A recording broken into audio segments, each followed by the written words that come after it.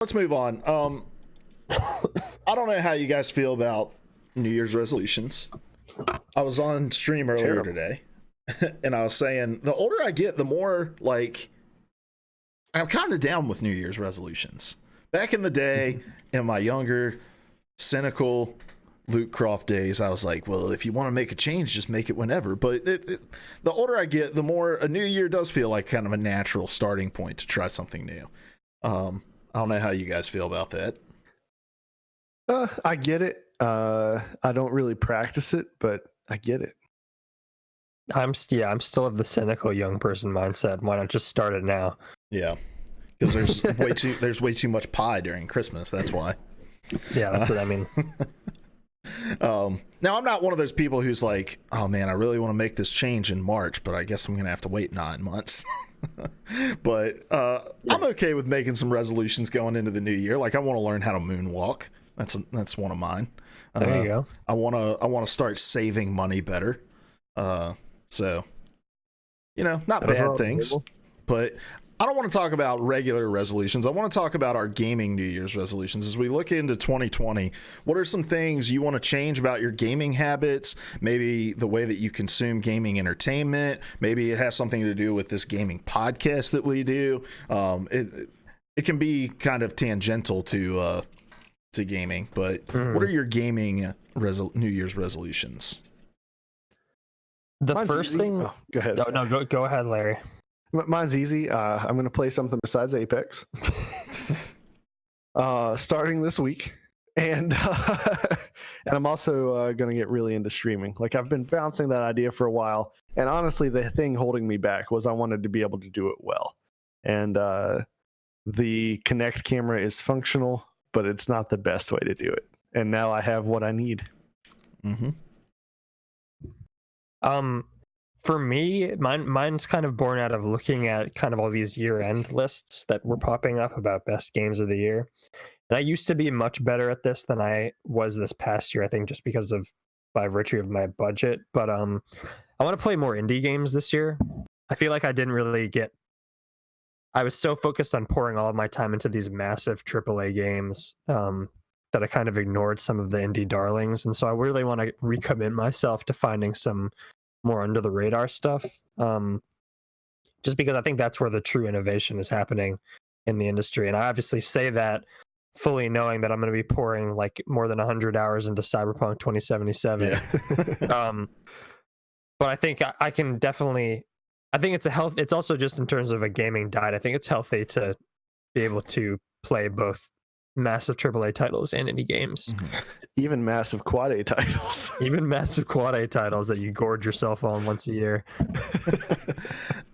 It's funny, man. There's like a decision paralysis that happens, like a decision fatigue that happens just because, and it's not just because there's so many games anymore, but it's because there's so many subscription services that you can be a part of that just gives you immediate access to so many games. Yeah. Because playing more games is one of mine as well, and hopefully I'm hoping you guys have more than just the one, and if not, that's totally fine. But yeah, before we move on from Cody's, I just like that decision fatigue idea. I was thinking about why I don't play as many games these days, and part of it's time, part of it's the stage of life that I've been in. But subscription services will actually be a help to me. Because what happened for me was I got burned on so many game releases this console generation that I stopped buying new games. And then I thought I would wait and see if they worked right or if they needed some massive patch. And if they didn't, then I would jump in. But what actually wound up happening was I would wait and see and then just forget about the game and never get around to it. Yeah. Yeah. And that's kind of where I'm in. And also, like, I'm really bad at getting through the beginning of games. That's a big thing for me. Like, I feel like more often the tutorials of games, it's like, oh, I'm 3 hours into this and I finally got to the title screen of this shit. Like big open world games, especially. There's just so many mechanics to learn. And it's like, I just want to get in and feel like I'm progressing in the game sooner than I do with a lot of games.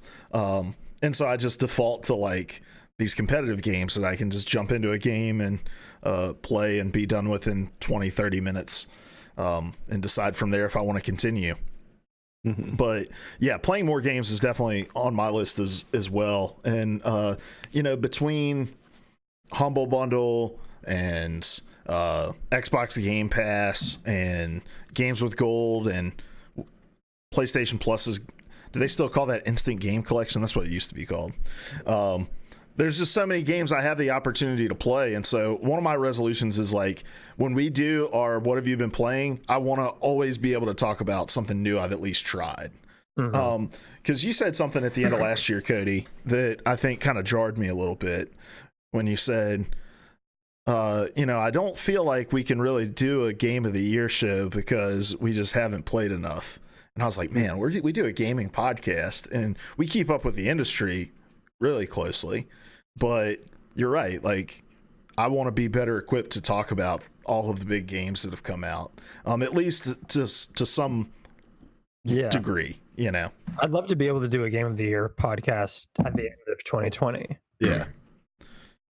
And even if we each bring our, I know we all know what we like, and even if we just bring that to it, I think it'd still be an interesting discussion. But yeah, I think getting ourselves outside of our comfort zones in terms of what we play, that's what these streaming services are great in doing, because the barrier to entry is you've already paid the subscription fee, so now you have all this stuff available.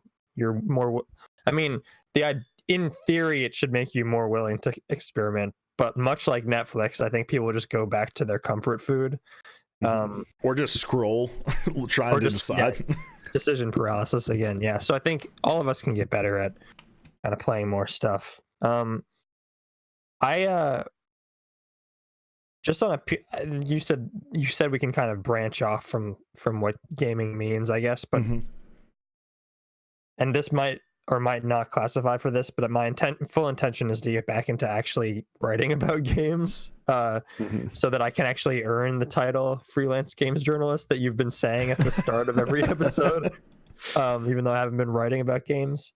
And with that, I think I just really want to become, I guess, more critical of games. I feel like I can sometimes switch my brain off when I'm playing certain games, and it's easy because I'm just playing it purely for pleasure, but I want to think about certain titles more critically, I guess. And luckily there are plenty of games coming out this year, and we'll talk about that in my topic, that I think are right for all kinds of critical dissection. So that's kind of a broader fundamental mental thing, but yeah, that's perfect. That fits. So yeah. Larry, any others for you? It's not directly gaming related, but I've been thinking a while about the need to whittle down my hobbies. Because a lot of the reason I don't have time to play games is because there are so many things I'm doing, and I don't need to be watching as many TV shows as I watch. Like that's one place where I'm really going to cut back. And I really appreciate the way Netflix and Disney Plus so far have handled their original series, like a lower number of episodes at a higher quality. The British model. Yeah, I think it's a lot better than, we got 26 episodes and we're going to release them all. 15 of them are just chock full of filler because we just had to hit that number, So that's one area I'm going to cut back. And I did this a little bit last year, but I'm going to go a little harder on it this year of cutting back on the time I'm spending on social media, because it doesn't feel like I'm spending as much time on it as I really am. Yeah. I have something that's kind of related to that as a focus of mine. Like, I want to redeem my social media time. Like, I love getting on Discord and getting on Twitter, but I want to use those tools more for connecting with people who have similar interests to me. Like, they're these powerful things, and too often I'm just trying to make the funniest tweet that I can, or the most sarcastic comment that I can, when in reality, we have this thing at our fingertips that we can connect with people all over the world who are interested in the very niche things that I'm interested in.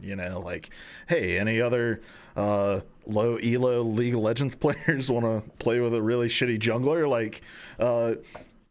The more Discords I've joined, and I see that there are people who have developed lifelong friendships who have never met in real life. And it's like, man, I need to tap into that somehow. And within that is like pouring more into our community with PvA Radio, like getting in Discord more, creating more discussions, and getting people more engaged, finding a community of people to play video games with outside of the 2 or 3 people that I'll hop on and play with from time to time. And also just playing more with you guys. Yeah, I feel like part of it has to do with the fact that I think you guys play the same games every night, and I'm playing like something different every night, usually something single player. But I want to get back into actually playing with people, and I feel like it's been a long time since I've done that. Mostly just because I was like catching up on everything that came out at the end of the year. But whether it's playing Apex or kind of hopping on something else, I'd love to start playing with you guys and playing with our community a lot more. I think we can definitely build something, and we have been trying to build something that can really bring us together. That's the beauty. I mean, Jeff Keighley says it every year at the Game Awards. Like, games are something that can bring people together. Of course, they can also sunder friendships and completely divide people, as we've seen, but they are this great unifying force in a lot of ways. I'd love to actually start to use games a bit more that way in 2020. Yeah. You guys have any others? No, because I've got just a couple smaller ones. I want to attend my first esports event. Hey, that's a big one that I want to do, and there may be some things happening in my life that will make that a hell of a lot easier. So, but even if they don't, I'm going to attend some esports events, and then I want to start producing some esports content somehow. Figure out a way to talk about League and Overwatch League and those kinds of things that I've been into. So no concrete plans on how to do that yet, but I want to think about ways to do that.